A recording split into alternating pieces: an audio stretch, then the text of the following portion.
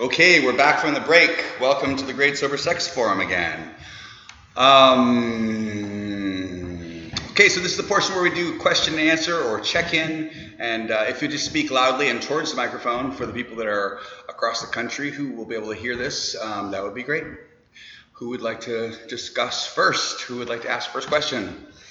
Dun, dun, dun, dun, dun, dun, dun, dun. Yes, sir. Hi. So first of all, thank you for everyone who shared.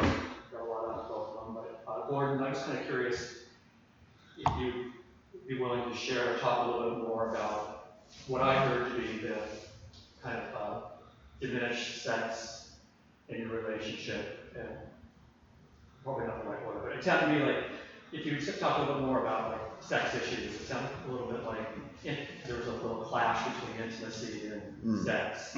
Well, definitely. I mean, again, sort of the backstory of all that is that, I've always been connected to the validation of it all, about the sex and this feeling better than or feeling less than.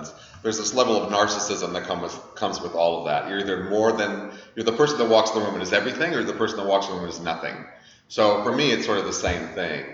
And being able to disconnect from intimacy, well, first of all, I've never really experienced intimacy. I've never had a relationship. I'm 40 something, I'm 47, I'll be 47, I'm 46. I've never had a relationship, so I didn't know what intimacy was about. I knew what great sex was, and I knew what, sex was, and, getting off is, but I didn't know anything about the level of intimacy. And so when I got into this, we had a great relationship, we're great friends, and we had great sex.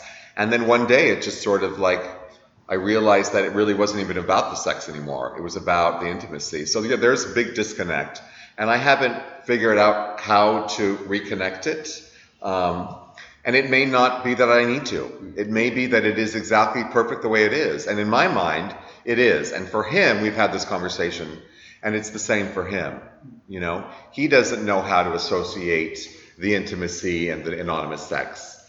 So, again, it's a learning curve. I don't have a lot of experience with this, but I know that I'm doing it. And I've come to a point where it's like I'm not beating myself up or thinking that I'm not enough to satisfy him. And if he needs to go out and do his thing, he can.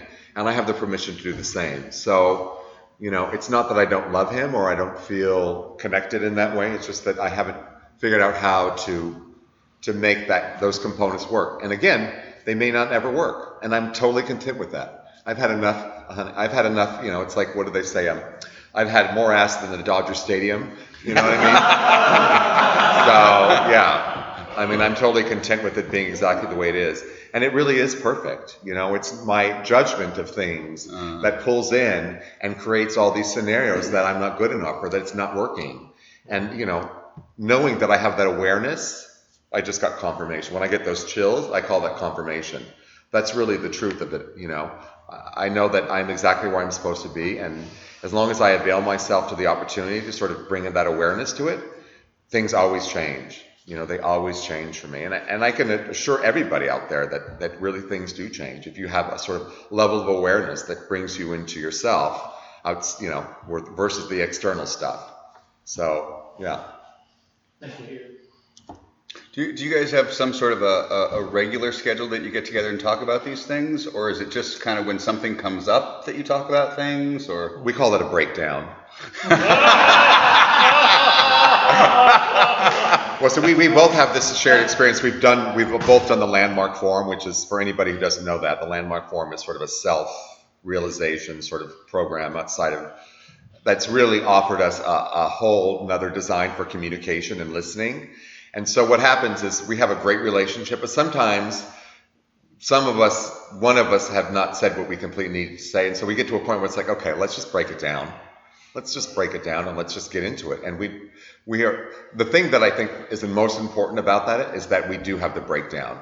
Because without that communication and that distress, that doesn't create any harmony. Like all my relationships, if my relationships with friends are like totally easy breezy, I mean, that's good and well. But at the end of the day, I want a little confrontation because it brings up a challenge for me and it makes me really sort of think about things. And he's an intellect.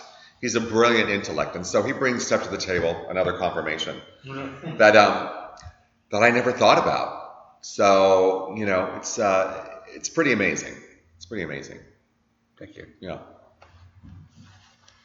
Hello, Danny the Addict. Hey, Danny. And I'm back again after 3 rehabs, and I'll have 90 days next week.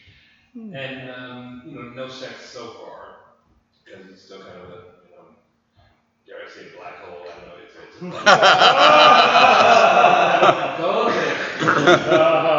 This tweaking is like way too entwined with sex. Yeah. But I did hear a lot of like useful like tips for kind of newbies, whatever. Like Gordon was talking about bringing God into it. That never occurred to me. That although I'm using that in my sobriety, sex, I just keep putting it in this other box. And what David was saying about put the humor in it, bring a friend. It's another obvious but not obvious. So anyway, I just want to thank you guys for like those like fucking simple. The simple things that you just don't think of because it's so. I have so many judgments about it. But anyway, so but I'm not giving up on sex, and I guess my fear is because I want to do it again. How do you know? My fear is that I'm gonna like use sex to manage my feelings. Like it's not really light and intimate and I'm reaching out. It's stuffing again in the way that I was using the pipe. And how do you hair on your arms? How do you know when you're like using sex just once again stuffing some shit or stay at Disneyland? I mean, how do you know when you're doing one or the other? Or do you have guideposts for that? Well, for me, it's taken many years. Like, being 90 days sober, honey, you're fresh. You know what I mean? You're fresh. And there's a lot of people out there who are fresh. And I went to this seminar at one of these, I think it was Breathe or something, and they basically had a forum, and it was basically some old timers, some people who had a year and up, and they brought to the table how many people were likely to stay sober if they didn't use sex the first year that they got sober. And the statistics are that people who engage in sex that are new to recovery in their first year are more likely to continue to relapse. But the people that have had more practice at doing the sober sex thing are more likely to stay sober. So for me, like I said, I was totally abstinent for the first year, and I was a totally prude for the second year. The third year, whore came out. You know what I mean? So it took time for me. And, it's really about, I think, and he also touched on it, your motivation, the amount of intent that you have behind it. If it's just to go out and have sex, then that's great. But if it's something, I mean, at the end of the day, I think we all have enough awareness to know that, you're going there for maybe some unintended purposes. And sometimes she will mask herself. She will be like, oh no, honey, I'm just going to get a blowjob. And then you got a needle in your arm, whatever. So it's just about sort of being clear about the intent. And for some people, it may not be a safe place. A bathhouse is really an opportunity, in my eyes, sometimes I see it as really an opportunity. People sort of really get gacked out. I've gone to sex clubs where people are a little bit more together because you're sort of in and out. But they're everywhere. The tweakers and the people who are using are going to be everywhere. There's no way around that. It's just about whether or not it's going to trigger you. So it may take some time for you. And I hope that you get that hole filled. I mean, I really do. Thank you. It really feels like dialoguing. If you have somebody that's a best friend or a sponsor, or somebody that you can actually talk about this stuff with, because self can't really see self. That's the problem. Is I can't diagnose myself. I need somebody else's opinion, somebody else to kind of reflect back to me the things that I can't see in myself. So if you kind of develop a good posse of people that you can, that you got on speed dial, say, hey, this is what I'd like to do, and this, and oh, really? Well, it seems like that's what you want to do yesterday, and the day before, and the day before, and the day before. So, and so then they start asking you good questions, But somebody being able to ask you good, solid questions would be much more valuable than kind of thinking that you'll be able to know yourself, because that's the big trick, is self cannot see self.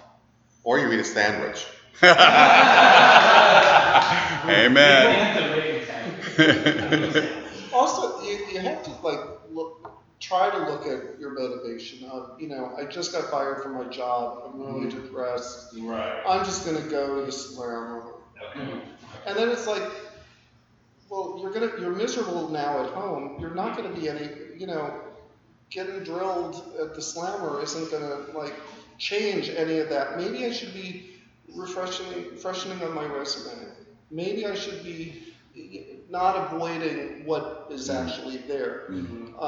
So you have to kind of really weigh the thing, and sometimes we do want to avoid what's there, but using drugs or alcohol, that problem doesn't go away, and using sex, the problem doesn't go away. With drugs and alcohol, you have repercussions afterwards of the hangover and those days down, and with sex, you've just lost 4 hours walking in a maze around and around and around and around, and you haven't found it, so now you're even more depressed. So now you need to. When I go out, 99% of the time I'm in a good mood, because I just want to have fun, and I want it to be a fun experience. And if nothing's there, I don't leave like, oh my God, that was $20 that I just wasted. And it's like, settle down, luck of the draw. It's like going to the casino and going to a slot machine and it takes my $20 like that. And it's like, well, that wasn't fun.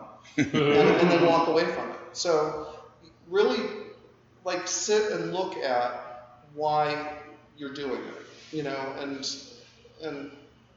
and then decide if it's the right time for you to do it. Everything is on an as is, and it's an as person basis. It's my way is not the right way. My way is my way. But that 1 year rule that you hear, I just 1 year rule is for relationships. One rule is not. I don't believe it says no sex. I believe it's do not get in a relationship for 1 year, and that's so that you do not change over from drugs and alcohol to this person. You don't want to give your power away. Right. But the sex thing really is kind of more and the 90 days that Ross gave me was because I really do need to focus on me. I needed that time to just leach all that crap out of my system, and start kind of thinking straight. So, but the sex thing, it's a gray kind of area that is different for everybody, and Roz being a lesbian, could have said you can't have sex but she knew that I was a young guy that could ruin everything, because I feel like I had no fun in my life, so, just work your program and talk to your sponsor and talk to friends. I'm AJ, an alcoholic. Hey, Jay. The funnier thing is taken from the Alcoholics Anonymous Conference of Proof book written in 1975, Living Sober.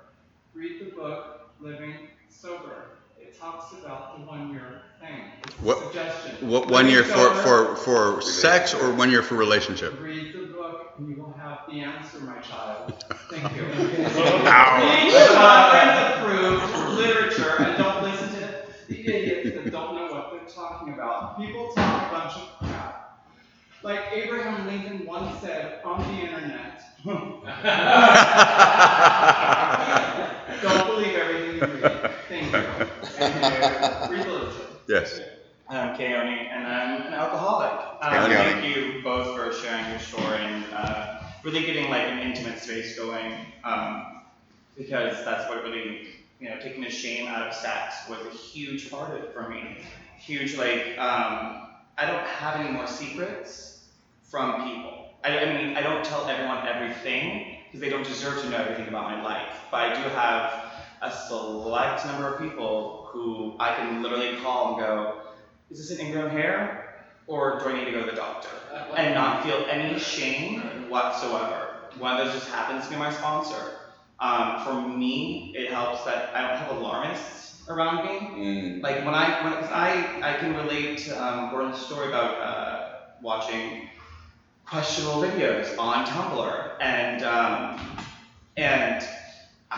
2.5 years sober, and I've done it quite a few times, and I go to my sponsor and I tell him, and he goes, okay, well, we're addicts. This is what we do. This is what we know. This is not shameful. This is you watched a video. How does that make you feel? Right. But he keeps it a very like he doesn't. There's no alarm. He's very peaceful. He's very much so like, okay, that happened. So what are we gonna do now? Or does it need to be addressed again? Like I told him, and I'm like, okay, like it's taken the shame out of it, and cultivated an intimacy with people, and be able to show for people like that has been, and making sober friends and having partners to go out to the sex clubs with. I mean, I have a few that I don't have sex with anymore, and then I have a few that I do have sex with. And it's all okay for me. Like, I can go and we can play, we can not, and I always have someone there. And I will always, I don't think I've been to a sex party in Los Angeles where I haven't run into a program, at least 5 people. And I hand to God at least 5 people, specifically at sex parties, like 5 people. I'm like, what's up, Wayne? And I will never drop names of people who are there because it's not my business. I don't care if people know that I'm there, but I don't know, walking through the fear of going to these parties, knowing that there are people that will be partying. But I also tell my sponsor, there's no shame, there's no secrets. I have no secrets with my sponsor. Like, I'm like, I went to a sex party. He's like, okay. He's like, is that gonna get you a boyfriend? Probably not, But I did, he's like, but you got your rocks off, so that's amazing, Yeah. And just like a last thing, what he tells me, what we're working on, it's like, if you like someone, it's like, don't fuck them. For me, if I want to cultivate some intimacy with someone, I have to bring that, because I'm a horny bastard. Like, I want to fuck, but if I find that there's like I like you, I want to get to know you, like, intimately, I wait. And it's not easy. So, thank you. Thanks, Joe. Richard Abel. Hey, Richard. I think I want to share, and then if there's like an answer, I don't even know if I have a question. Sorry, everybody seems so underdressed here, but I'm kidding, I don't. I have to work immediately following here, so I'm going to time day to day. First of all, I'm grateful to be back in the program. A little bit of background of me is I got sober first time in 1986. I've had long-term sobriety, 15 years. I took a dirty 16-year cake. I got a DUI between 16 and 17. I couldn't really lie about the alcohol. Then I put together 5, 6, 7 years, and I have 5 days sober today. I've been sober 25 years. Like, my adult making of like trying to find a higher power of my understanding is been in my adult sobriety. I don't know why I'm sad. I don't know. I said to myself, tell the truth when we get here, but I hate feeling anything in these drugs. Sometimes when I do. Anyway, so I was in the SCA in another past relationship. I walked in here today. I heard Nikas, who I don't really know, but he was like my angel and introductory into this meeting, which fucking terrifies me. And then he's talking about fisting, and then the people I love, which I've never been into, and I've never tried crystal meth. I should just put a yak next to all these things. And I think I did try crystal meth, but thinking it was coke in my 20s, and I fainted in a bathhouse where the bath attendant. I went into somebody's room that had this white powder and it burned my nose, and I fell down the hall. So, but I wasn't aware it was crystal meth. That's the only time I've ever consciously I don't know what that was, but whatever it was. And so I know whatever I'm gonna put in my body, I'm gonna like this, and that's taking me from feeling myself. So, um, yeah, so I went to SEA, and so this is like a dichotomy. The people I didn't think would be here today, I thought might be here aren't, and a couple of people that I thought wouldn't are. And the bottom line is I'm grateful to I've constantly learned in being sober and sponsoring and being a sponsee that, my lies are only damaging me, and my ego is only damaging me, and my unwillingness to be honest is only damaging me. Yep, that still goes on sometimes. And one of the people that's in here was the first person I told when he was 6 months sober that I was not sober, and that we have a working relationship, so that was interesting. But anyway, I'm here today because all throughout my sobriety and before my sobriety and before I was even aware that I was an alcoholic at an early age, I've attached the shame of being gay, and bathhouses was like my first kind of addiction and escape. Before that, I had like a phone line that I dialed when I was like 18 years old and hooked up with somebody. Like when they said, "Do you like oral sex?" I thought we were gonna kiss. That's how naive I was. And then that happened, and then I found bathhouses, then I found drugs, then I found alcohol, and it's just like all kind of. And then so I still go to when I go to a bathhouse, it's like from both of what you. I wish I had heard more of your sharing this, but from what I heard, there was like some disgusting, and then some things I wanted, and I was telling me because I always feel like either like I'm a piece of shit or I'm better than everybody else in the room. I never feel, I should say never, I don't feel that even ground for a long period of time sometimes. So I go to a bathhouse, and the thought of going with a friend, or when I saw this flex party after, I was like so fucking glad I have to go to work today. I want to throw up rather than be with like people who are going to say hi to you. Like, and when I see a person in AA, I just want to freak out, or I've either been using in there or I'm sober and I want to ditch them because the intimacy bathhouse, like when you talked about it, it was like it's such a dichotomy to me. Yet I've been in a long-term relationship, and I'm like the kind of guy who I don't even know what I want. If I'm in a relationship, I want to find the ultimate guy that I'm attracted to, and that's attracted to me, and then fuck around with him, with other people, not with him. And then I want them to do that with me, but I don't know if I'm okay with that because of my ego.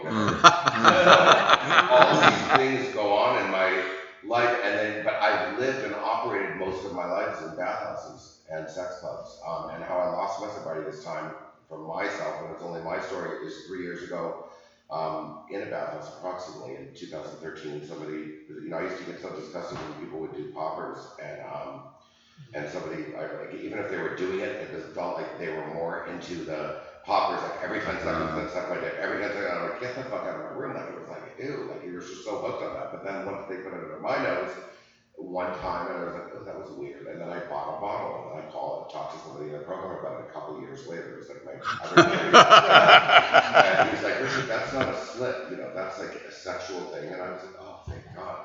So I kind of rationalized, even though I used to tell my sponsees, that's a slip in my, my program from working this through a rigorous straight sponsor. I mean, I'm not even allowed to have near beer. I mean, it's like for what I want in my life and the level of sobriety, I don't want to drink like it's non-alcohol beer when I don't even like beer. Poppers, I just have to have a really black and white program for myself, or I grade it so much. So that started, and then it's insidious as disease works. I went to Fort Lauderdale for a friend's birthday, and I ended up at Boca Raton, and I went to Fort Lauderdale for a couple of days, and I went to Slammer, and there was a bar there, and I'm like, how are you guys serving alcohol? Like, I mean, you think I'm not that naive because, well, this is a private club, and it's people's own alcohol. No craving, no drinks, nothing except the poppers for 3 years that I was told was okay by somebody 10 years sober. And the next thing he said, well, I have private reserve if you'd like some, you could have some wine. And without a hesitation, I'm like, sure, I'll have a vodka or something. And I had 4. And then I said, tell me when I can leave, because I had a DUI 10 years ago, and I stopped serving me when I can. I did that 2 days in a row, flew home, got upgraded on the plane, had one more drink. Never had a drink again until, even since I've gotten sober again. I was just like, I know what that's going to lead to. But I put that away in my mind like that was a secret that I wasn't going to tell anybody. And then I threw out my bath, and somebody said, go to a pot store. These people are saying somebody, they're not an AA that are telling me to go to a pot store. But they're like, get these drops that are mind altering. And I did that. And, but I never used the drops. I went right to the joints. And that's been like my dirty little secret of 6 months of poppers, a little bit of Valium, more sex clubs. And I guess I'm just, where I'm getting at it is I'm so grateful to be 5 days completely clean and sober, nothing to sleep, breathing, relaxing, and yeah, I don't know how to do it. And I have a mother with Alzheimer's who I love more than life itself. Um, so I can't differentiate when I'm horny and when I'm going for intimacy, going a hug. And so I just go anyway. And I've been 3 times in 5 days. I haven't been yesterday. Nothing feels so fulfilled to me right now. Doesn't mean I won't get that back, but it's like I use it as an escape for other things too. So I just didn't know suggestions on, I don't know. I know how to be like the person that can give back to somebody else and receive it, and it's like an intimate one-on-one connection. But I don't know how to do it on like a social, let's go for a barbecue and go to flex. It doesn't sound where I'm at yet. And yet, I've had no problem calling like escorts because I feel like that one-on-one experience feels like safe to me. Yet that's like ridiculous with the money, like to just pay for it because that mind tells me I'm not worth it. Yeah. Like are you back in a relationship with a sponsor? I can call my sponsor. I've been checking in with the AA people. My sponsor, it hasn't felt like it's been the right relationship for quite some time. So I'm using like a few friends that I'm checking in with every day as sponsors. Well, maybe switching up that relationship. It doesn't feel right. I mean, that feels from down here, not feels from up here. If it feels from down here that doesn't feel right, then maybe it is time to switch that up, especially after this. So there's no just history. There's just because now. My history of all I know is going there or meeting online or and then what you guys didn't touch on. Well, this is my question: is as much as we reject people in there, I get rejected hugely in there, and I'm sure all of us do. Maybe I'm the only one, but there's a hurt feeling from that too. It isn't just being, like sometimes I hear people talk about like, oh, everybody wants me. Well, I don't feel like everybody wants me, just like I don't want everybody else. Sometimes I'm rude, sometimes I say no once, but like then there's the people in the bathhouses, like they touch you, and you're like, no, thank you, they respect you, but as soon as you're in a group, they now feel that the 500 man can touch you, and once I look around, I'm like, get the fuck away, like I'm pissed. Right. But then I hear somebody say no once, and I respect it. Sometimes it's a rude no, and sometimes it's just a polite no, which I like appreciate. Yeah. So there's a whole maneuverable thing in there too for me. But it isn't that I feel like at risk with my sobriety, I feel at risk with my self-esteem in there. And obviously, all of my using has been around either romanticizing with that relationships in all the 25 years that I've managed to stay sober and believe that I have something to give. Like I don't hate myself. There's a lot of great qualities in myself that I'm aware of, but I feel like I don't know how to navigate where that leads me out eventually in any sexual experience. It doesn't have to be in a bathhouse.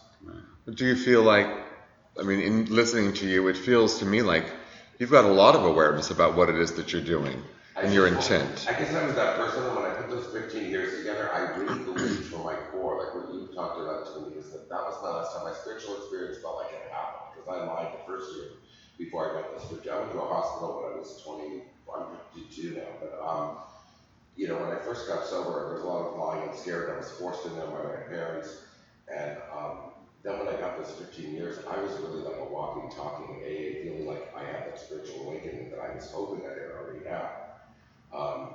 And so I get confused, and I'm not in here for a race. I don't care about my time anymore, but I care about getting the quality of life that keeps me spiritually connected. And that's where I get. So moving forward, what is it that you think that you can do when you walk out of here today that's going to make a difference for you? I think walking in here, and I prayed in my car to get here, please tell the truth. As much as I feel like you said, talking about it on a group level doesn't mean I feel like spit out every privacy issue in my life, but so I feel good that I did that. I wanted to run out of here when I came in here today. Well, I'm going to offer you my phone number. Yeah. I think every one of us, I guess I'll speak for everybody, that if you need some support around this, we'll gladly take a call or a text. And if you need somebody to call you because you can't do it yourself, I'd be happy to do that for you. Yeah. And I appreciate your honesty. Yeah. And there's a lot of people I know in AA, but I've never gotten that AA niche of like a group that I feel point. Right. Like, where you feel alone. Like, there's been like days I've just been like, what got me sober is I can't be present for my mother and possibly moving her in assisted living and even being on pot anymore. Like, I just can't. I'm so much more available now. And Well, whatever you're marketing. you have to also think, I mean, you're 5 days. Yeah.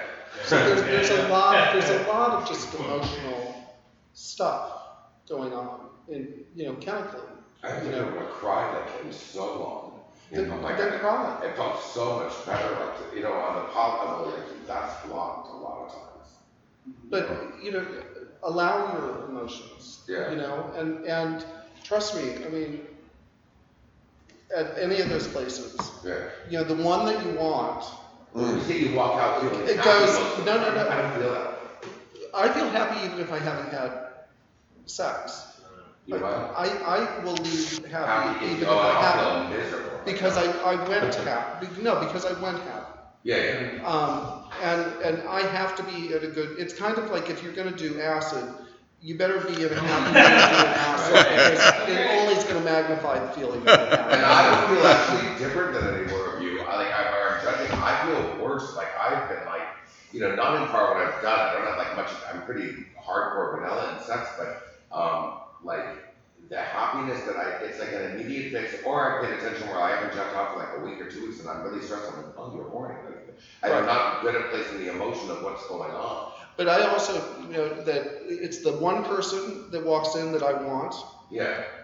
It doesn't goes for the 90-year-old skeleton man that I'm like. Or the 90-year-old. And then I go to the mirror going, wait, I'm not cute enough. Yeah. And but it's like you can't get in their mind of what they're looking for, and you can't, we're not their flavor. And I've learned to accept the fact that Well, I'm not devastated for days after that, but it doesn't. No. At the moment, it's like that's the only one in this. I paid $20, and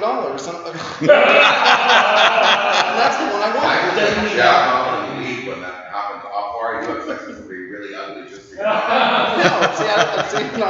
And that's what I want to. But But also just realize you've got to give yourself a little break card. You're at 5 days, and you're allowed to feel emotions, and you're allowed to feel lonely, and you're allowed to feel sad, or you're allowed to feel overwhelmed, and then you're also allowed to feel happy. You just. It feels like my natural state, but just not for a while. Yeah. But I think you're just talking and showing up today is a huge thing, and I think you were really honest. So if that's what you were hoping for today, I think you succeeded. And I appreciate, there is that sort of level of, I've been rejected. I used to have these regular hookups. This guy had the big dick, and he would just dick me down. I didn't know he was loaded, right?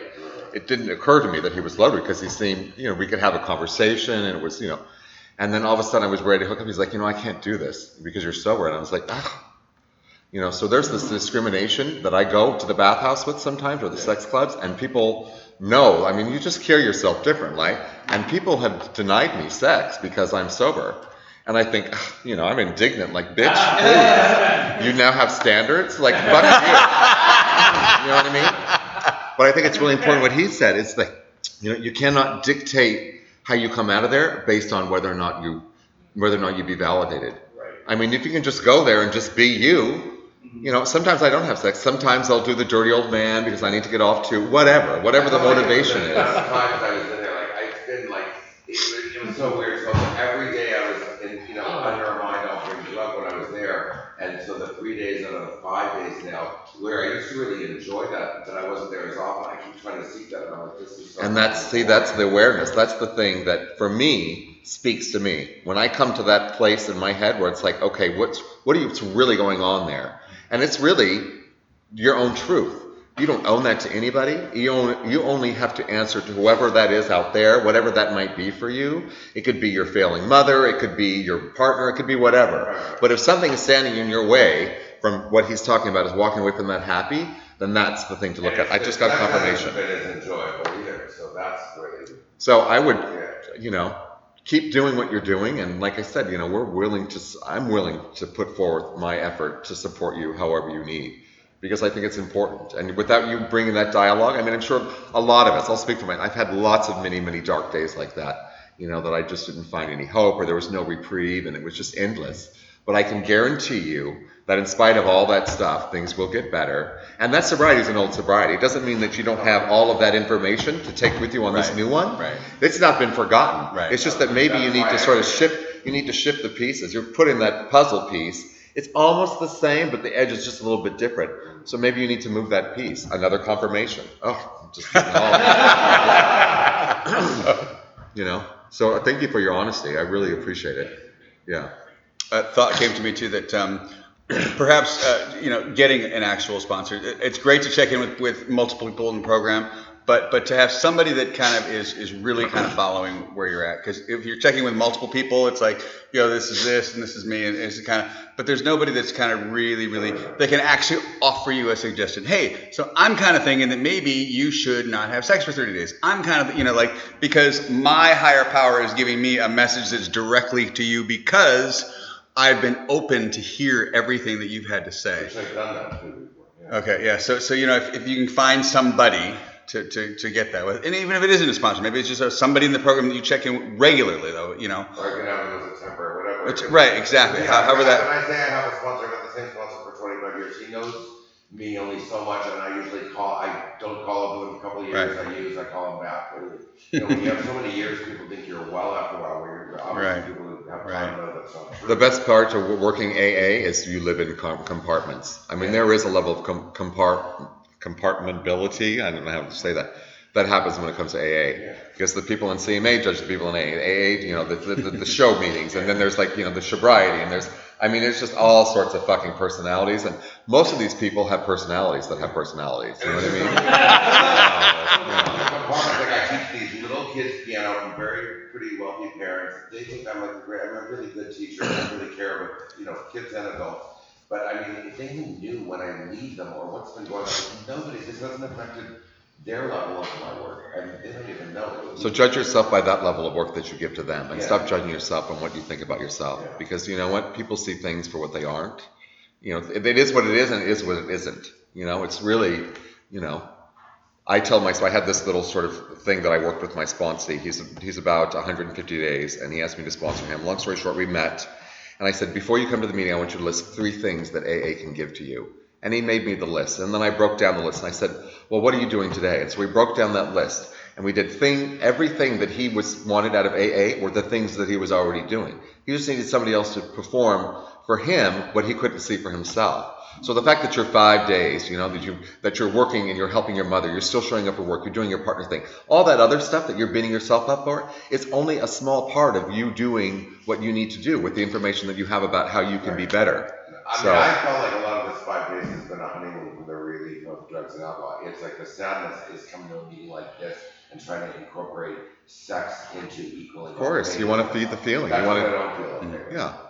And great, I'm glad you feel that. So moving forward. I want to do something different in that area. Yeah, moving forward. That's my motto. I hold that true for a lot of my sponsees and a lot of friends, moving forward. You can go on, and the chatter will just continue and continue, All right, anybody else want to check in or have a Q&A question to ask the panel? Hi, Rick. I know how to get high and how to get validated at the bathhouse or online, and it worked. And for many years. And I've been in a program for 9 years. I know how to get sober again, and I know how to learn and grow and to be teachable. I've learned a lot of tools, but when it comes down to sex, it's either masturbation or I go for the needle and go to the bathhouse. And I'm trying to stop that. So recently I started just trying to get a date. And in Facebook, people just kind of, new friends. I went on a date to him on the pier, and we caught a little 2-second kiss on the pier, and we held hands for a minute. And that was our first date, And I went to dinner at somebody's house that has an old timer, and he made me dinner. And someone I'd known for many years and really looked up to for sobriety. And we had a kiss. And these are months apart, but this is something like I'm working on making my validation, like the effort of making differences. Like in my mind, today I feel better that I tried.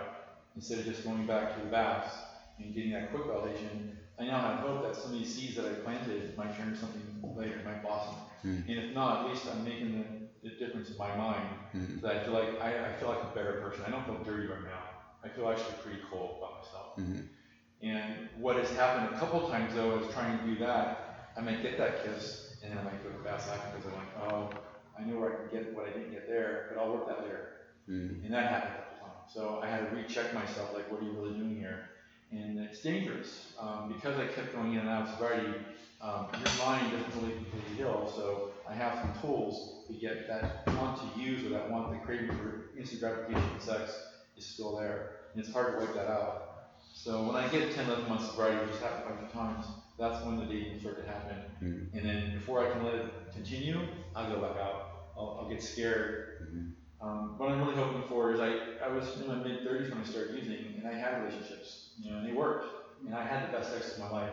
And I like the cuddling, the sharing, stuff you have with your boyfriend, and we had sex. But after like a 3-year point, something happened after 3 years with me. Every relationship I've been in, and it went to just a game relationship. And we broke up or I moved. So today I just want to try and get back to that person that I was. I'm going to be different. I'm going to be a different person, but I want to get back to those values. I hope I'm not damaged enough that I can do it, and that's where I'm scared. I think maybe I'm too tainted now, I'm too dirty, that I might not be able to have a relationship. And I like my right hand a lot. I'm no one can do it like, oh, there are some people who do that. The left hand. It's like an unfamiliar face. I had some blowjobs, and then there was like Mr.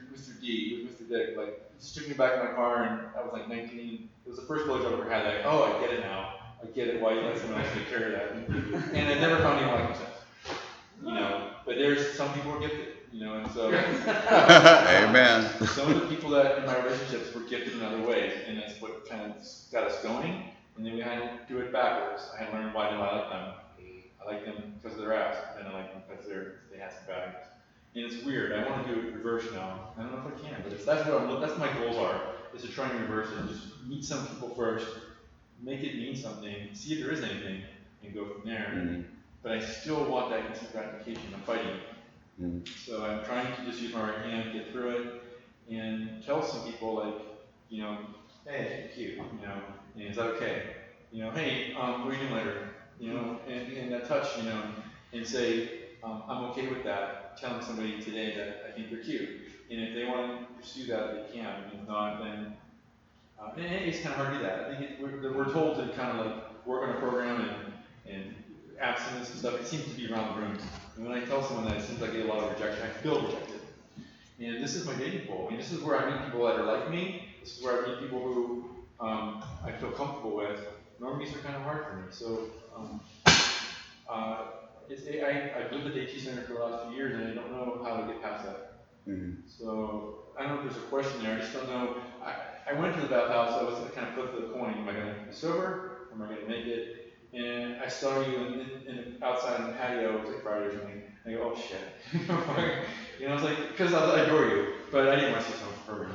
And I was like, but you know what you did when I saw you? I went and jerked off and left. Because I said, you know what? I don't want to go another direction. Thank God you were there, and you gave me that stability to not go use. So that was flipping the coin. I was like, I know what's going to happen here. But when I didn't see you, I was able to take care of myself. And when the predators came at me, I was like, I took care of it. It's all right. And so I do that a lot whenever I have like whenever I have a sexual urge and I decide I want to get online or something, I will jack off. I mean, I jack off a lot. Chatterbait is a really good place. Love Chatterbait because they're all like live guys. I just told my therapist that. Yeah. So Chatterbait, and then the deed is done. Like I don't feel like it doesn't trigger me to want to go and get loaded, but sometimes it's just like okay. I might save myself from an STD right now. I might save myself the disappointment, or $20, or a sandwich, whatever. Yeah. Jose's alcoholic, sexual compulsive. So I guess I'll just check in a little bit. Since the last workshop, last month, I've, with sponsor direction, opened up sexually. I've had a few experiences which have been good. I'll say it's been pretty positive because I haven't had the urge to use, which I think I was really afraid of.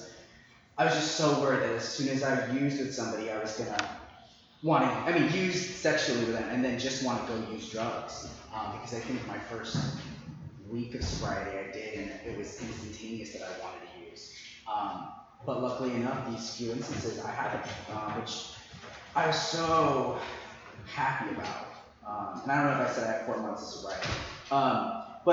So I'm really proud of that. I'm really happy with that. But I'll tell you guys a little story. It happened a few weeks ago with a guy I met in sobriety, and we were in downtown LA, and it was a little bit of a date, and we'd hung out once before, and he wanted to check out, I think it's the precinct. It might be the precinct downtown. But we went there not to drink, just to go and be there. It was dead. There's nobody there. So it was really nice. We could be intimate, and we were intimate. We were making out, and, getting pretty hot and heavy, and it was exciting. And I was enjoying it. But I was also paying attention to what was going on, because I could see in either of us that the sexual compulsion was waking up, because we were finding ourselves in a place where in the past you would meet for sex, or you would meet somebody and hook up. So we were kind of feeling that coming up. Those emotions, the sexuality was coming up, whether we were into it or not. And so we wanted to take care of that. So we went to a parking lot, went to the top floor, found a spot that was hidden from the cameras, and we got hot and heavy, right? And so I was okay with that. And I checked it with him, he was okay with that. And it was a good time. But then we got nervous, and we decided to move to another parking lot, and then another parking lot, behind the car. So I started to really pay attention, because I'm in SCA, and so I started to realize that, we were using sex as a drug. We were trying to find that high, trying to complete the task, and we weren't successful. So we kept on trying, whether it was a good time or not anymore. It was already like 4 in the morning, and I was like, wait a minute. It's the first time I've been out in my sobriety until 4 in the morning without a ride home, wasn't figuring those things out. Long story short, it was a great time, but it gave me a lot to think about, and where my sexual compulsions were showing up, and where I was sacrificing my safety, my responsibilities for the need to fulfill sexual need. I had a great time. I didn't want to fucking use, and I'm so grateful for that. But I still have to realize, did I sacrifice some of my ideals in this situation? And I did. But I'm only learning from it. And so I'm really, really grateful that I'm taking the steps in sobriety to go with sex. Because it's okay. Because you know what, I really don't want to go out, and my sponsor says, I don't want you to go out over sex. No. So go ahead and have it. Just don't have a relationship. Right. And I'll tell you guys that I feel so much better for it, because those needs, sexual needs and compulsions, do rise up in you, and sometimes you don't know when they're about to bubble over, and you don't know when you're going to go out over it. So I really do recommend doing it. I do have a question though. So when you're in a situation like that, when you're not alone, and you're both trying to beat the other sexually and trying to just top it, how do you put a pause? How do you say time out and say, wait a minute, let's assess what's going on here, and really say, okay, maybe we should stop in those situations? Well, that never comes up for me. I mean, I'm the kind of, I'm going there to get my nut. I'm like, don't touch me. If you haven't handled your business, I'm out. I'm a real bitch like that. I mean, that's just how I made up. So I can't answer that question. Yeah. I had that same question. It was funny. What you just asked, if there's competition going with a friend there, do you both want the same person? Oh, you mean if I went with a sober person? You want to go with another sober person? Oh, that would never happen. I will give my sober sisters first dibs. Usually I've had them first, so they can have the second. You know what I mean? So at that point, I'm not even worried about it. But I have never engaged with anybody that's sober like that in a group situation. Yeah. I mean, if I see them and they're doing, I know what it's like for me when I'm down on my knees and I'm getting in on it and my eyes are watering. I don't want my girlfriend, all find my life. And I'll tell you, I was at Burning Man a few years ago, and I had my friend Alana was there, and I was going down on this dick, and it was getting wet, and she snuck up and she was like, "You whore."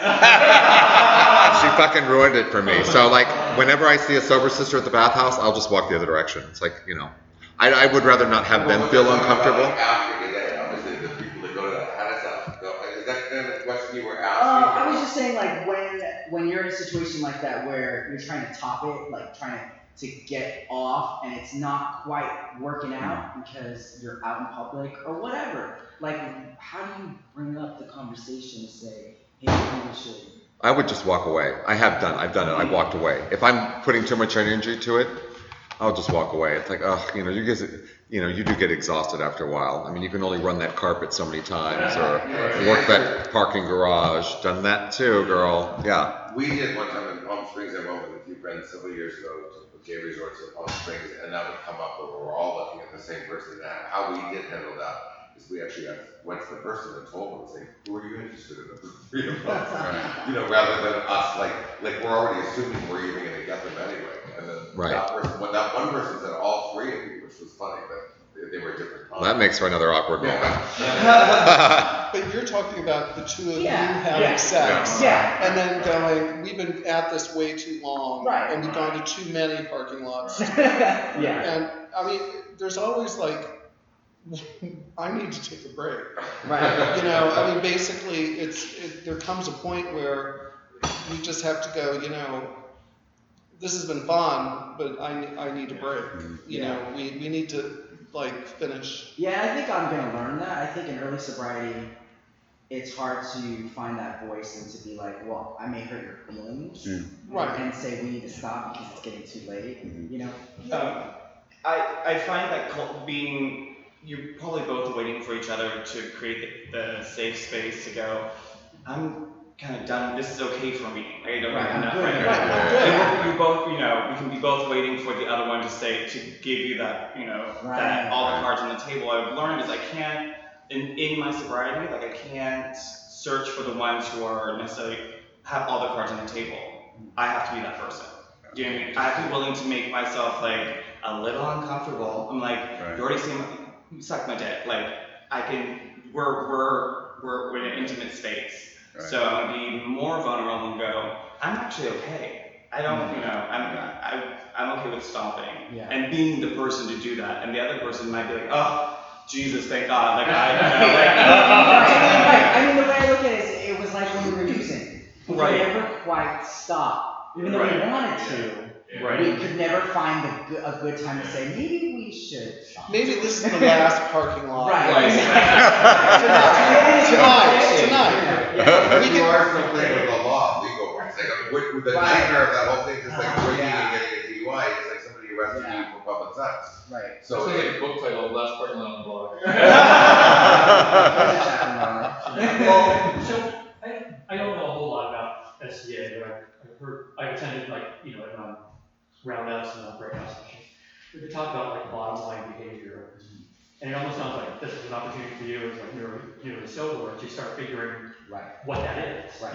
Right. So you now know X I know parking my lots. bottom line is, That may not be his bottom line. Right. So that's the final. I love what you said about being one because it's not like going out, having a good space and then go out and have sex.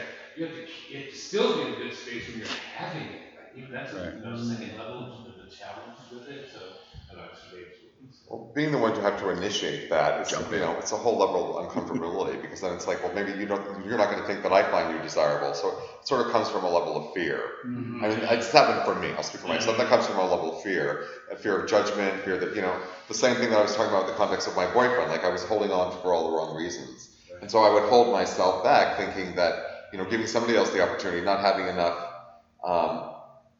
just not having enough willingness, because I'm afraid. At the end of the day, I think all of us are made out of fear. I mean, I've been in the program a while. I've done it for many years. I'm a retread, so I've had a lot of fear come up with that.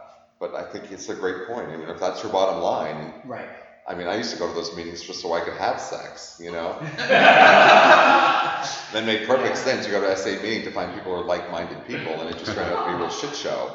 So, so that sounds like sounds like a good opportunity right there for you. And you already knew that. You just didn't know how to get yourself there. Right. So again, you have all the tools. Now you have the opportunity. Right. Tools, opportunity. Exactly. And you'll make that decision. Yeah, that was just one step in a long line of stuff. And I think it's all in the phrasing too, of how you say it. Yeah. That it's not that I don't like you. It's not that I don't want this. We're just done. But I still like. It's. But what about bringing that into somewhere like in the house or covered? Well, we don't have that. I mean, we're both in early sobriety. He's actually earlier sobriety than me, so yeah, we didn't really have that. We had the parking lots. So you didn't have any opportunity to go somewhere? No. What? Yeah. I just thought this was like a fun risk kind of a thing. No. This is necessity. Really necessity. It's like, oh no, the meter ran out. Get out and beat the meter. You just said about being done. Like I know, I'm a meth addict, and I was shocked when I heard somebody say for the first time, like, sober sex, like there's a beginning, there's a middle, and there's an end. Right. And you're lucky that lasts 20 minutes, as opposed to 20 hours. Right. And Exactly. so, I really was like, oh my God, that's so right. And so I hear a little bit about that example. Like, wow, okay, you've realized there's an end. There should be an end. Right. I think we're done. For me, put my timer on. For me, it's that state of disassociation. Like when I used to use and I would go out and have sex, I would have sex for hours and hours and hours and get fucking fisted into oblivion and just go someplace else. And I loved that. And yet, what I hated was that I had no connection to anybody who was actually having sex with me. I was just a hole, and it was just a void, and nothing mattered. And I left feeling awful in the end because while it was a fantasy, it wasn't fulfilling. And as I've gotten sober, what happens is if I go to a place while I'm having sex with somebody where I feel myself disassociating like that all over again, suddenly the sex is no good. Suddenly I'm really, really unhappy. And I get that feeling in my gut, like, this is bad. And I know it's time to stop, but I approach sex much more cautiously now because I've had some bad experiences that way where I'm thrust back into that way of thinking. And then suddenly the next thing you know, I'm back on the compulsive train trying to find the next 10 people. And that's not what I want. Right? That's not sober behavior. That's extremely risky, dangerous behavior. So my sobriety has to be a priority. So when I feel myself disassociate, it has to stop.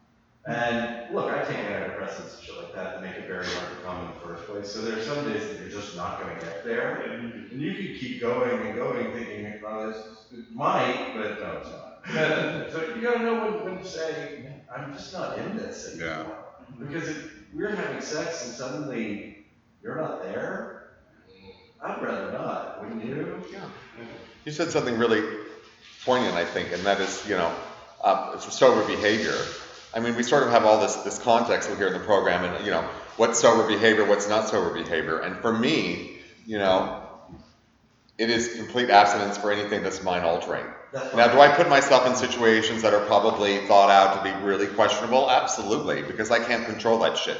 What I walk away with is control of what's going on for me, control of whether or not I can say no, control of whether I want to walk away, control of whether I know it's enough. When I have that sort of space, another confirmation, when I have that sort of space, knowing that that's coming from me, like that was a decision I made in my first step. When I became real clear that I was an alcoholic and I did all the work that's requested of us here, that's when I got to that point where it's like, okay, I know who I am.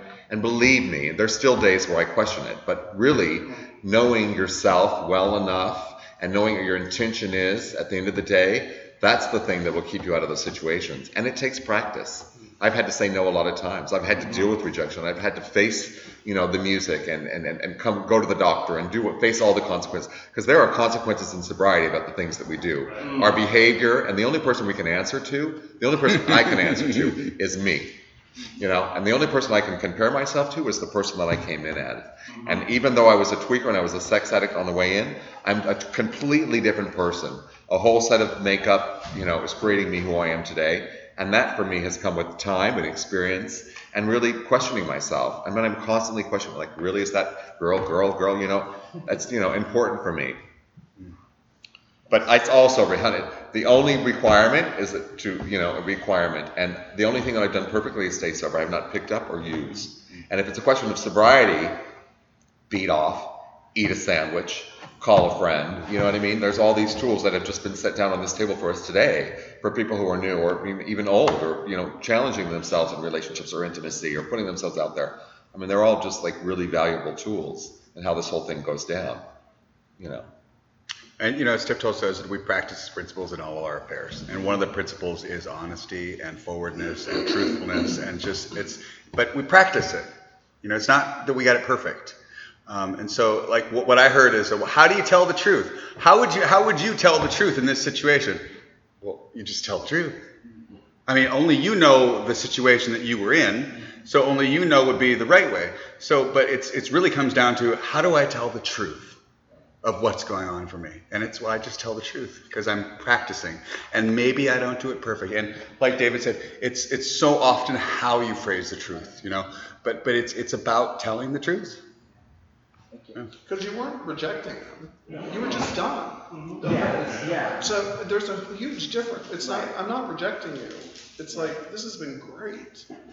This has been fun. Yeah. 4 parking lots ago. Number 5. I'm tired. That's an example of how not to crazy, by the way. You can only go for 15 minutes because that's free. Four-lot minimal. Right? We did have security, so once that happened, I got close to it. That was pretty right up. Yeah, I didn't know. Like security can help us, we need some motivation. Right. Oh, there you go. Yeah. Okay, anybody else Q&A thing, or is it time to get into some bullet point questions here? Bam. Okay, so turns out like I got a shitload of bullet points, and we don't need to talk that long. So how about if I just like read through a few of the bullet points, and then if there's anything that anybody wants to talk about, if not, then I'll just read through a few more, and we'll just kind of do it that way. But the idea with the bullet points was to kind of keep things kind of flowing, and these are all kind of bathhouse related questions, and there's just all kind of questions or things that I just kind of thought up on my own. So if any of it rings true or feels true or has a question of you, please just break in. First thing is, what is it that keeps you from having a vibrant, sober sex life? Shame, fear, embarrassment, not knowing what to expect, not knowing how or what you like to do? How often do you go to sex clubs or bathhouses? Have you ever run into drugs or people you suspect are high? Are we supposed to raise our hand or something? Just jump in at any point. Yes. Okay. Do you specifically ask people if they are high, or do you even care? Yes. And it was interesting when I was at IML. Yeah. The topic at one of the meetings was water sports, and if you were to participate in water sports and get high from somebody else's urine, is it a slip? And some people will intentionally seek out people that are using because you will get high, and then want to go, oh no, I didn't know. But anything going in somebody's system is going to be coming out of their system, and so it all depends on what sexual activity you participate in. But if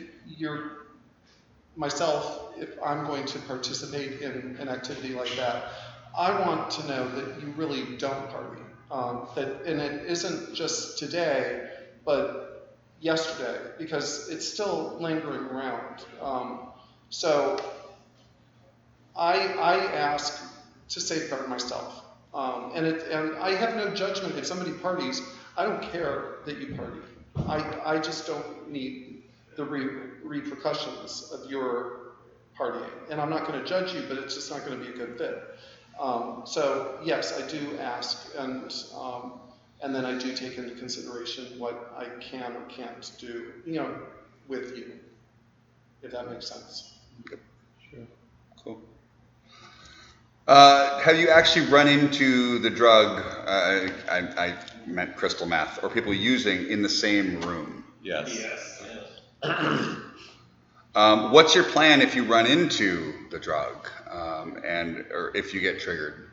I decline or walk away. Yeah, and not everybody. I mean, not everybody has to move away from the drug. I mean, that's really important to know. It's all about one's own particular how you set up your sobriety. It's between you and God, and whether or not that works for you.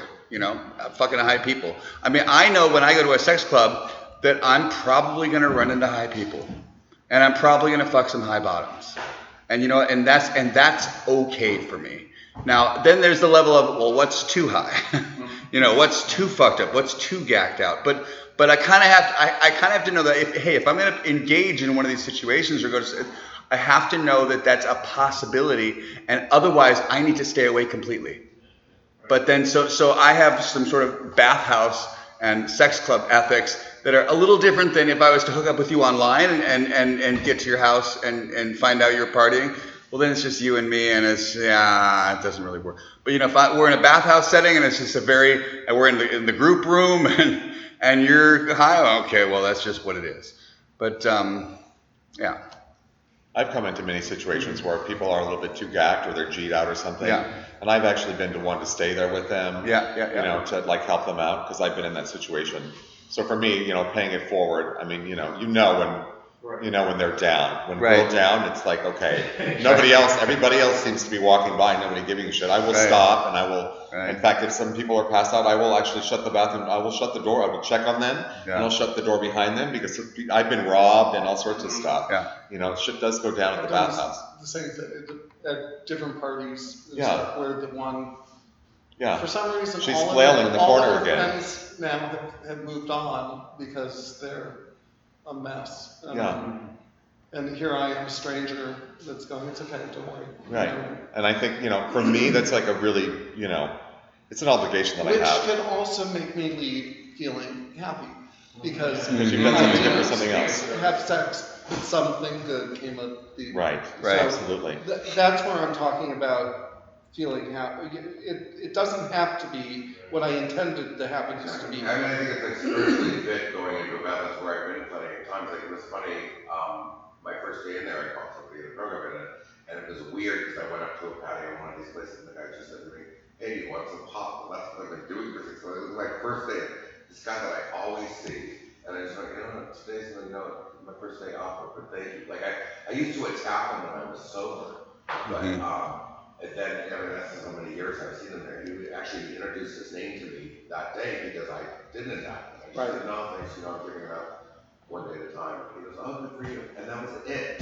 And then other people, like when I go to these bathhouses, I don't know where I'm dying. Most of my, like I said, my adult sobriety has been over. People, I'm the first person that it seems like, I don't know if I'm the first, but I always get the question, or often get the question, do you party? And I know what fucking party means, so when I'm sober, I always said no, because I've never done crystal meth, that's what I'm assuming they're going to be. And when I was smoking pot, I said no, because I'm not doing crystal meth. Like, it's a whole level. And then I started to get into this judgmental ego person that there's no crystal meth, but I'm only doing pot. So, it's like ridiculous, but I still wanted to say that no, I'm also, like what you said you have, but everybody's so different, and that's what makes us all so similar is like we're all here for whatever reasons, but like the needles make me pass out just like watching them on a movie or like on a video. So I've never like been a needle. My father was a doctor, gave me a shot when I was a kid, and I can watch the people getting blown their heads off, but needles and vein freaked out. So I'm thankful for that. So I'm not, because I'm some good AA person when I've been sober, I don't go in the rooms where they're shooting up or smoking crystal. And it doesn't mean I haven't been in a room where I've smelled it from my room, but it's not like, the needles don't feel like I'm gonna pass out. And then the smoking it, I'm like, where am I? I just don't like being around it. Yeah. That's my personal thing. I just don't like being around it. But if somebody has smoked pot in the past, I used to make that, that's okay. Well, right now, if I'm sober, that's not okay. Right. So when somebody comes and says to you, do you party? What is your standard answer of a reply?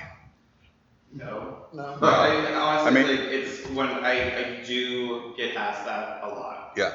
You know, I mean, there's a ton of us out there out and about. Right. And I get asked a lot. I'm like, and I go, no, I don't anymore.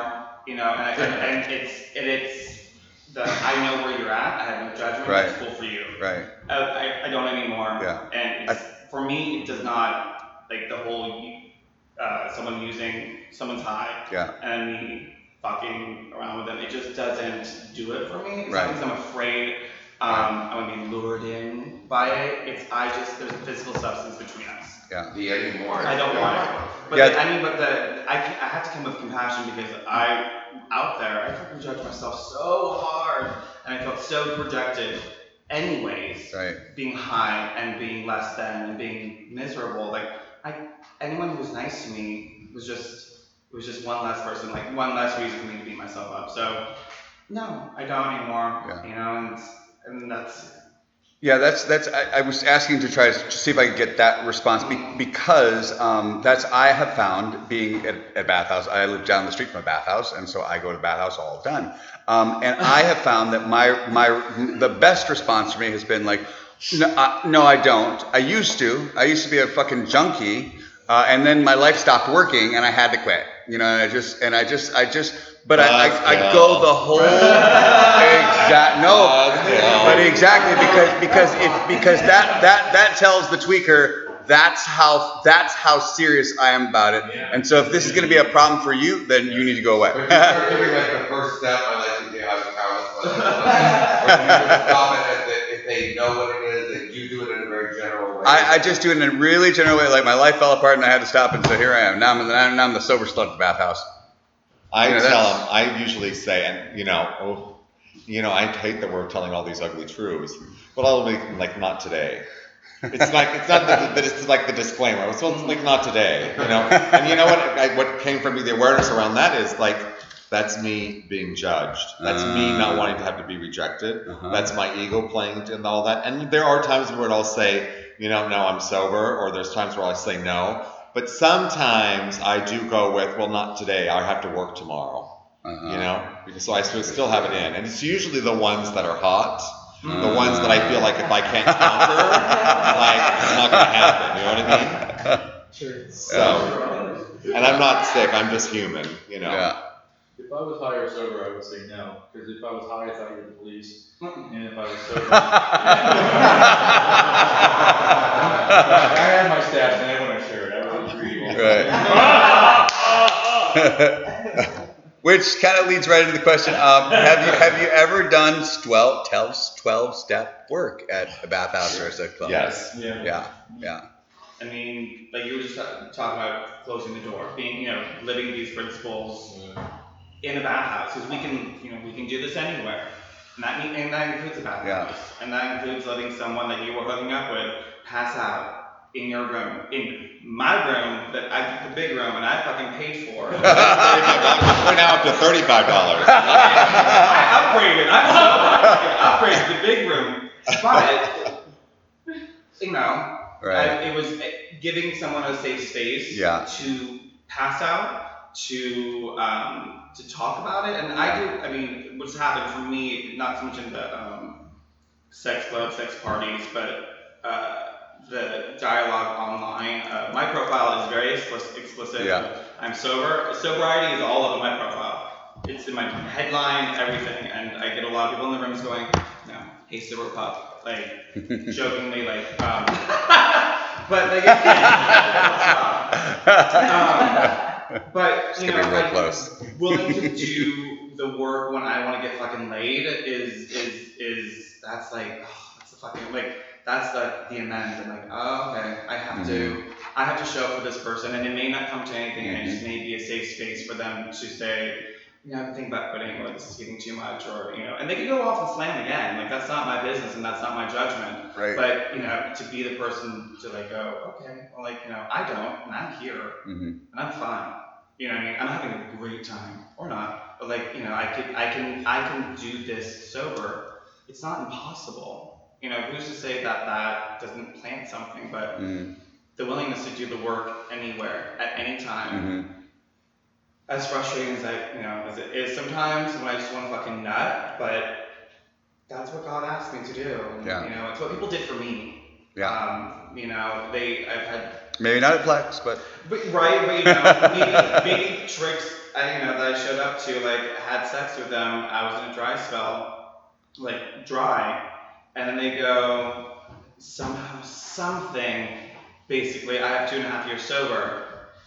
Me going, oh God, you sober people, you know, but that person ended up fucking leaving me hand. You never know when they'll plant the seed. Well, he had already planted the seed, but he took he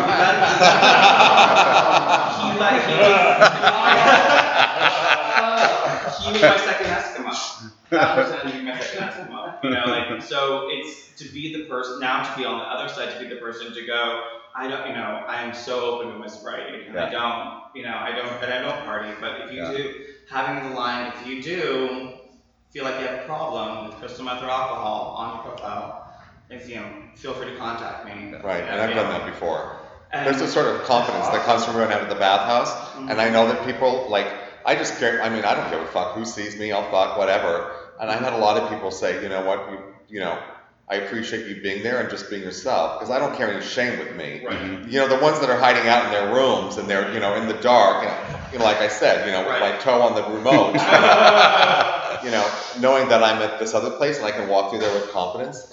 Sometimes it's, it's not always the perfect time, but, just knowing that I can walk through that, I've seen other people do it sober, and that gave me the courage to do it sober too. Right. Yeah. Right. Yeah. I often jokingly use the term ambassadors of sobriety at Bathhouse because that's what we are. It's like there's so many people that you don't party, and it's like it's just beyond their fucking comprehension that you can be stone cold sober and is fucking crazy, fucking sexually nuts, exhibitionist style, and sober. So it's like that's what we are. We really are ambassadors of sobriety. You can totally be this, or you can be that. Freaking out, trying to, wondering. And they walk down the hall and then run into the mirror.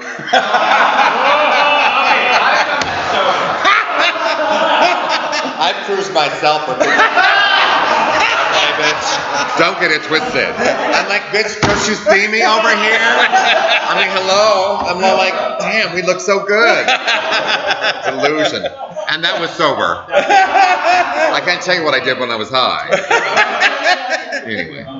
I got 12 steps when I relapsed and I was in denial. You know, we lie to ourselves. And I'm like, I'm in programming. So you should come. You're less companion to me. You're on the floor. So get off the ground. Right, get off the ground. And I really thought it was going to be 12 step. Yeah. I just said. Yeah. Too much programming. I remember being in a pool at Flex, and this guy, we were talking about, he's like, God, you're sober? And I said, yeah. He said, I just can't do the AA stuff. The whole God thing just freaks me out. And it was really one of those God shots, because I said, well, you know what, the way I see it, it's, and it just, I learned this whole new way of presenting the message in the pool at Flex. And I says, well, how about intuition? You got a problem with intuition? He's like, no. I said, if your intuition ever tell you that you should do something when you know you shouldn't? He said, no. I says, well, how about the God or the universe just talks to you through intuition? So the program is really just all about following your intuition. And it's like this whole new way of talking about the program and what this is all about came from like being in the pool of Flex, talking to some guy about, I can't stand God. Okay, well, how about intuition? Okay, do you go do you get a room and invite others into your room, or do you get a locker and go into the room of other people? Locker. Depends what time of month it is. Excuse me, what? Beginning of the month, they get a room, and Because there is that when you go into somebody else's room, all bets are off, right? When you're inviting them to your room, you at least know this is your safe space, right? I always like to have a place to stop walking for Ah. 5 minutes and just watch the 3 channels of porn, and then go walk for some more. But having a space of taking a break and going, do I still want to be here? Let's try it again. Having a room. I answer emails.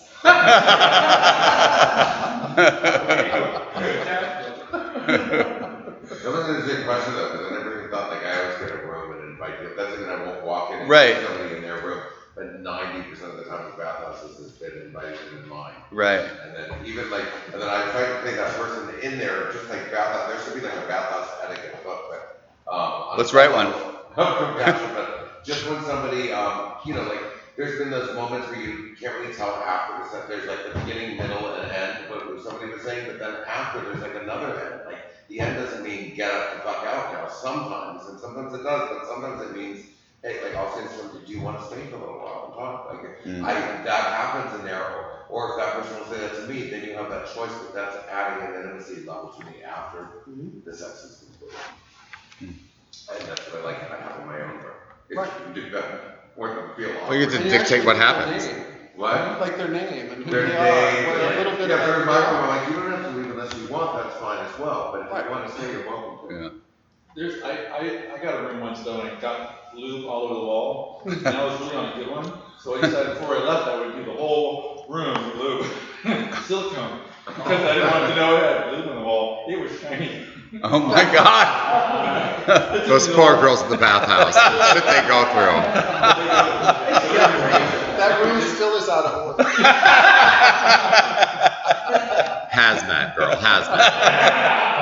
I thought I did a favor. Caution tape. All right, these next couple questions are just comfortability questions. Like, how comfortable are you being in the bathhouse? So, do you walk around with your clothes off? Do you wear a towel? Do you go naked? Do you wear a jockstrap? Towel. Okay. Towel or naked. Do you ever clean out at the sex club? Do you ever wash your ass out? Yes. Yes, I'm a With yes too. on my tippy toes. Right. I mean, Flex is great. They got the toilet in the bathroom there. I mean, it's like there's. When I saw it, I was like, oh, this is perfect. Right. Well, that was you, girl. Wow. Do they have the sandwich there? No. They have macaroni and cheese though. I think I'll tell you this funny story. Pizza on Friday nights. The funny story, when I was at the Hollywood Spa, I would go there all the time, and they had this cafe. It was the Hollywood Cafe, right? And I swore, and I could be totally wrong, but I remember they would, the porno, and they would be like, get your snack at the gift shop. You know what I mean?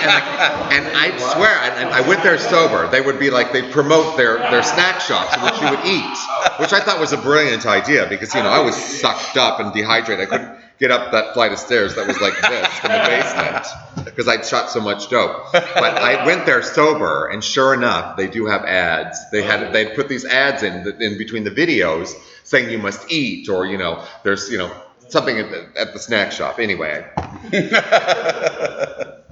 But that's I did how eat. Bathhouses used to be. Bathhouses used to have entertainment. Oh yeah, they were like fun. I danced into my room, honey. I was carrying on with that DJ. They were a club. Yeah, there was a good DJ. Yeah. It was good. And socializing. Go watch somebody, sing and sit and have a drink. And Yeah. They had full bars, and it was. Catch a good show behind glass. At the Hollywood Spa, I did have a sandwich there. The food was pretty good. but no, Yeah. because it was nice, convenient. I Yeah. mean, that's why, like Flex, I wish they would open something besides those microwavable. Now, what was so weird was at the Slammer, because I've been to somewhere here years ago, but the Slammer in Fort Lauderdale, where there's a bar and smoking indoors. I mean, you don't even have drinks, but it was like people's alcohol. I just thought that was so strange that there was like a restaurant there as well. It was weird, why go to a bar when you have the bar, the cigarettes, and And the sex, but that's how clubs in New York used to be too. Yeah. Because you had the anvil, that you had dancing and stuff upstairs, and you went downstairs, had sex, and then came back upstairs. The Europeans got that covered. You had club at the top, and then club at the top and dick in the bottom. Oh yeah. I mean, Oh, it's yeah. like powerhouse, same thing. You go to the back. And you Right, but like actually sanctioned though, not like just not the smoking patio, like done like in Paris, like a. You take like an elevator or you full yeah. on dungeon, like slaying it all. Again, I do a lot. Yeah. You go subterranean. But it's civilized. It is. It's like, It is civilized. Do you have sex in public spaces, like in the video rooms, the outdoor? Or Yes. do you just do it in your bedroom? Check. Check? Oh yeah. Hello. Obviously. Fifth parking lot. Do you do it with the door open? Yeah. Wait, what? Of course. What? When? Oh, see, let's rephrase the question so she understands. When are we leaving the door open? While you're having sex? Are you being an exhibitionist? Yeah. Are you an exhibitionist? My control issues, like I don't have a problem with. I mean, I walk around the bathhouse in jockstrap usually.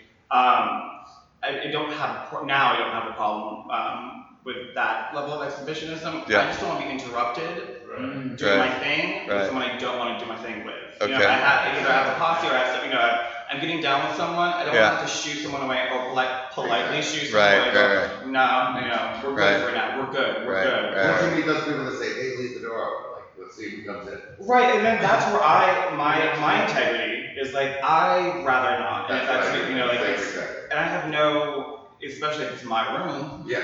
Like I have no problem with saying I prefer to close, or let's just like find the middle ground, but always with respect. Like but I also know what is okay for me and what isn't okay. Like when it feels not okay. Like, bitch, we can open my door while I'm fucking you. And it's not going down. The door stays shut and you can turn on the fan, but that's it. You have no more control than that. I have kind of a funny story about something like that. I was staying at All Worlds, and All Worlds, the room numbers are key code, like you punch in a number. There is no key. Mm-hmm. And a friend of mine and I were putting on kind of a show, and people are gathering outside, and this really good-looking guy is standing there, and I'm going 4, 3. and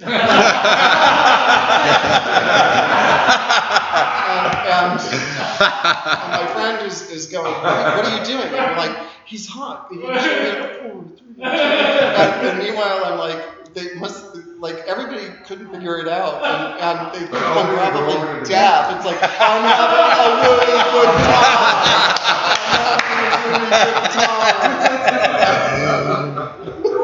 Did he get in the room? Did he figure it out? He did figure it out. Oh, good. And then I told him to bolt the door because I'm a control.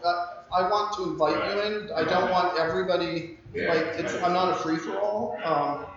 So it's like bolt the door. So that other people, if they understood then what I was saying. You know what I stay there? I stay in one of those rooms that has the doors on both ends. There's like few of those. Oh, the big one. 118 and 119. Oh. Is that the Marilyn Monroe room or something in the very back? Across from the sauna there. So there's like that. Well, there's so many compartments of that resort. Right. But you know what? When I was there, Good I morning. went to sleep and I forgot it was before they did the key coding because that's only been the last recently. Or they didn't do the key coding on the side the other door was in, and I woke up and I love like black men, but I woke up at 3 in the morning with a black man in my bed that wasn't there when I went to sleep. And freaked out when he got in through the side door, started screaming, and he was like, "Oh, you want to play?" And I was like, like I'd already jacked off, I was already like out of it when I woke up, and I just like kicked him out. He was like somebody that kept coming in there. Oh, so he knew the code. They had just a bolt that I forgot to turn on the other side when I went out that night. So when I got home, I just pushed that security, but I forgot to lock the other side. And he went in there just to sleep in my bed. But he had showered, used my bathroom. Wearing a shirt, got your towel. He was really nice. I told him the next day they had like a picture of him. Like, oh, this guy. He gave me his name. Like Ricky Washington. Like, oh. Nothing was missing. Well, that's good. So how long do you guys usually stay at the bathhouse, and do you renew? No renewal. No renewal? No. No. I mean, yeah. I have a 2 nut minimum. I get 2 nuts and then I'm done. 2 nuts. If I can get 2 nuts. Okay. Yeah. All right. And then you move on. It's just do something else. Done. Okay. I'm like cool. 10 minutes, like, I'm like pretty quick there. Yeah. If I'm high, I can get lost there. Yeah. When I'm sober, it's pretty quick. I don't see how you can reduce sober. When I used to freebase in my 20s, they would grab my renew because I passed out. Right. Like, they'd ask me recently, is there anything wrong when I get right in and out? Yeah. No. I gotta say recently, because now that it's getting warm out, I'll go to Flex like at noon or 1 o'clock because it's beautiful to they have pool, and all of a sudden it's like, oh, it's 7 o'clock, time to check out. I'll renew because it's just getting a whole new crowd, and I'm like, oh, well, I'm gonna stay for this. I know I have to pass, like if I were to go on a weekend, I know that once I cross that 1 a.m., it's all gonna be a shit show. Yeah. Right. Yeah. So it's like, gotta go. Yeah. Coming to that like realization for me, I had to actually do that and then stay past 1:30 and realize that I was just literally spinning my wheels because I didn't get what I wanted. My ego was like, no, just maybe. Wait for the doorbell. The doorbell. I'll check some more emails. Right. Yeah, exactly. I'll check more emails. But like realizing I had to walk through that, like realizing that there really is, for me, nothing past 1:30. Mm-hmm. Whether it be, drunk, high, or whatever. I have yet to find anyone past 1:30 that's like, like this is gonna be awesome. No. At the Midtown, they have like a video projector, I think, somewhere. They used to. You could see the people that would ding the door, so you would get like a preview of who was coming to the door. Oh my God! The queens would be like, "Okay, girl, let's go," ready to take each other out. So the question of like, what happens if you don't get sex? I mean, do you just jerk off, or do you? I mean, what do you lower your standards? Where do you go? Yes. I go to Norms.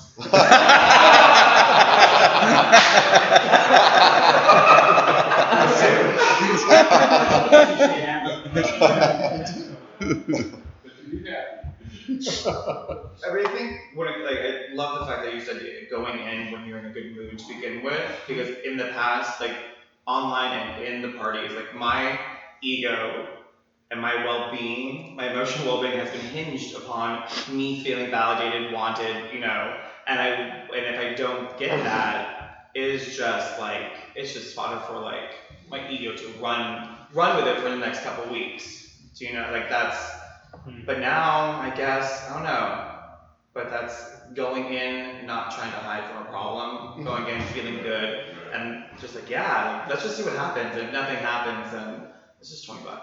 And that's okay for me right now, and that's because I'm. And then Norm steak and eggs is like 10. Right. I'll have a pancake. Do you sit on the apps in your room? Yeah. I did my first app just 2 months ago. I never did, and I didn't like it. Yeah. Just didn't like keep going on, even high or like whatever. I just didn't like it. I relapsed recently, and just wasn't for me. It's too much work. Yeah. It's like playing Angry Birds. I've never win. Before that I'm going. Yeah. There you go. Yeah. But then I don't sit there and check. I just right. It's like, hey, I'm bored today. Right. I'm gonna go get some sun and stuff at Flex or whatever. I have an app question. You like meeting me there? I have an app question. Yeah. So when you guys do the apps, do you usually wait for the people to search you out, or do you initiate connecting with people that you find are hot?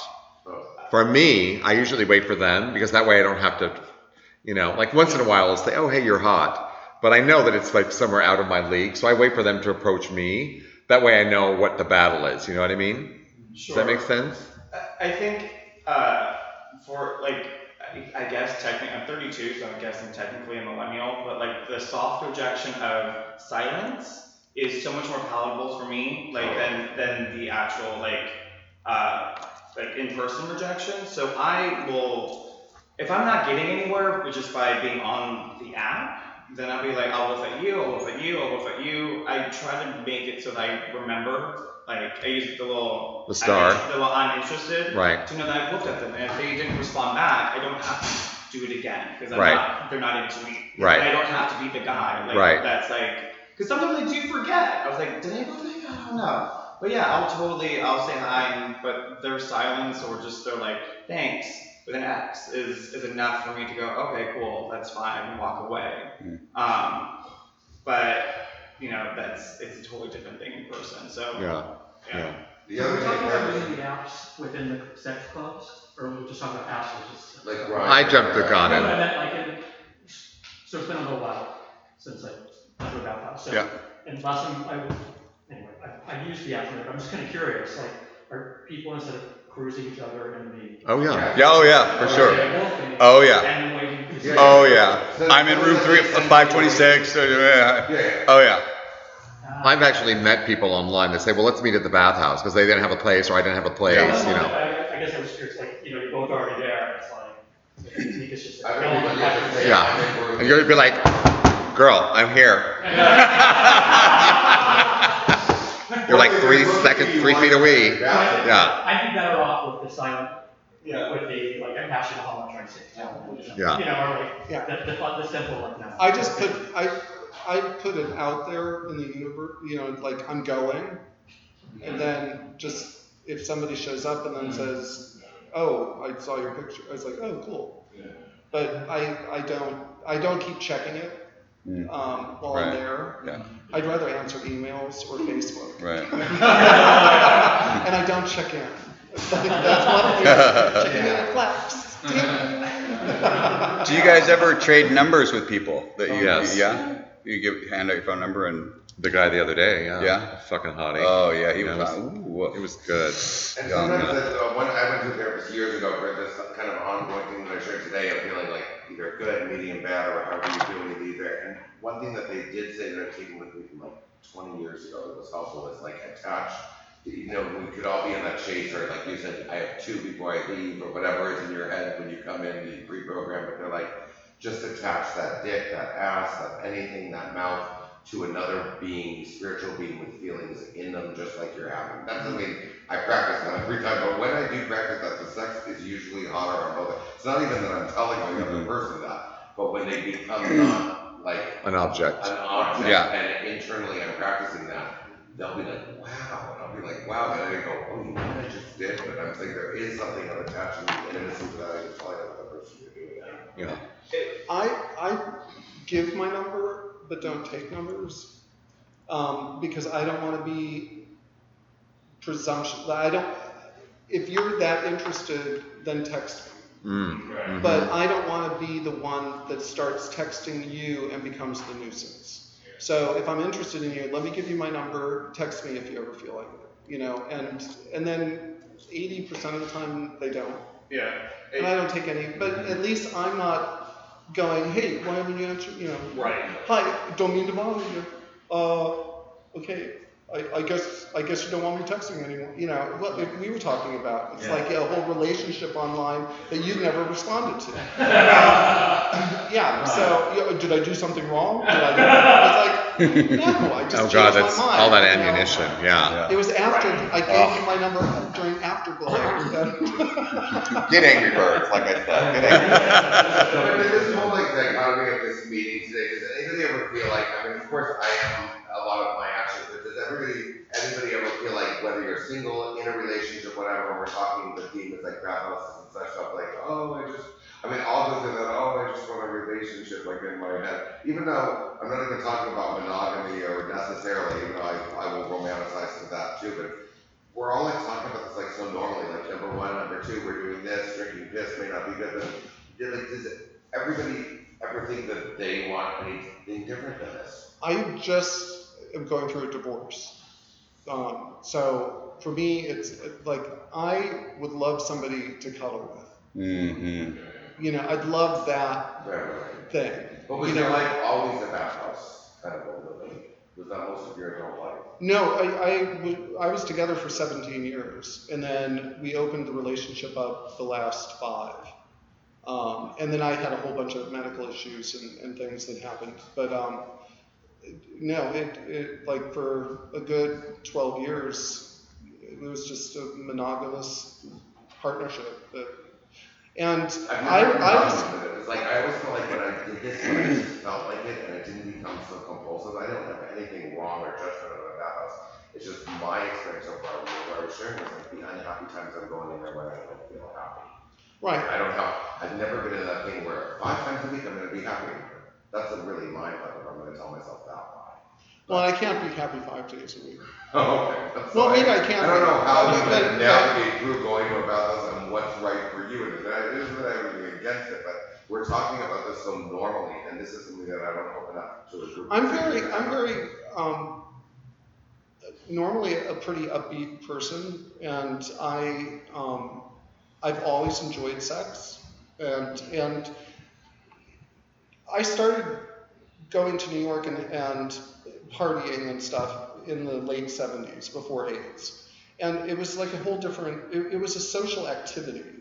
Everything was recreational, and sex, you would have sex with people just like to get to know them. And then you'd end up at a dinner party and find out that you've slept with everybody. And yet we were all friends. It was just a way of making friendships that we all tried each other out, but this one's married to this one, and this one has this one, and then here's David, and and we've all tried him out, and he's a good guy, and and then AIDS, it really changed a lot of things because there was a lot of shame to sex. There was a lot of vilification of semen, of body fluids. There was, it was very dark, so we ended up being very secretive. And I think that PrEP is really actually shifting that back. Well, and PrEP confuses me because nobody keeps talking about syphilis or meningitis. No, exactly. So that, and I come from such a strict 80s HIV training that, it's been programmed in me. Right. So to go, I'm a cum dump. Well, that's so unappealing to me. And it kind of devalues semen, which I think is supposed to be celebrated, but it's like you're throwing it away in a dumpster, and I put no value on it, and I put value on, everything. So I guess what I'm saying that PrEP is that for us that have been doing this for a bit, but for all the new people that are coming up in the world, I mean, this is really changing the dynamic of. I mean, there were people that wouldn't even speak to me, and now they want to fucking take my load. It's like, oh, okay, this like the whole dynamic of sex out there is really, really, really changing because of this. And I think it's going to be our responsibility to sort of help steer and navigate things and just educate. I think what you had said too about then just getting the 3-month STDs, which I've had too, and having to go through all of that, the painful shots and everything you need, but it's like keeping responsibility-wise to like who you're trusting to, not even HIV anymore, but the other stuff that you can get on top. And as cautious as I've been with all that, I mean, there are no guarantees. Whenever I go to the bathroom, there are no guarantees. But for me, that's part of the deal. You're fucking taking your bets. You're taking your bets. So I think that's a whole nother conversation. The whole HIV, STD, PrEP thing is a whole nother forum. A whole nother forum. So we got 5 minutes left. Question is, who wants to go to Flex tonight? Anybody? No? One? Okay. Cool. All right. You might see me. Is All there right. is there anywhere in like the programs, Sober Buddy, want to go manhunting list, such a thing, or that's Say that again? like a Sober Buddy, Like a phone list, but for like bathhouses. Like you get these people are cool. Yeah. So the parent group to this particular this is Great Sober Sex Forum. The parent group is Indulgent Abstainers, which was originally designed to be a place for people to talk about, hey, I'm going to go to the sex club tonight. Anybody else want to go? Or hey, I'm going to go there. I'm going to do this. It was a place for people to start to network to that. And what it turned into then was a place to really talk the larger sober sex thing. So you might want to. Well, I'll hook you up with that. I'll get you in that group, and then you can connect on there. Yeah, and exactly, and we try to once a month have a indulgent abstainers night at one of these clubs. So yeah, and we're often going to the sex, all the different sex clubs. Oh, So yeah. and so we post in this group that, hey, I'm going here, we're going there, and we'll share the Uber out there, and yeah. So. And is this particular meeting always the first Saturday of every month? First Saturday of the month, yeah. Anybody else want to say anything? Amazing. Amazing. What a great opportunity. Thank you for inviting me. Thanks everybody for your contribution. Yeah. I mean, it really is a network.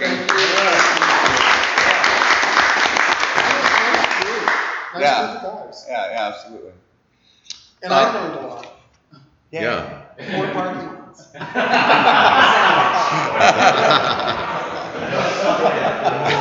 Let's hold hands and pray out. God, grant me the serenity to accept the things I cannot change, the courage to change the things I can, and the wisdom to know the difference. Keep coming back, it works if you're worth it. Next month's subject matter is, I believe, going to be opening. When is it time to open relationships? The whole subject. And then if you're single, it's going to be about do you screw around with guys who are in relationships? All right. Bye, guys.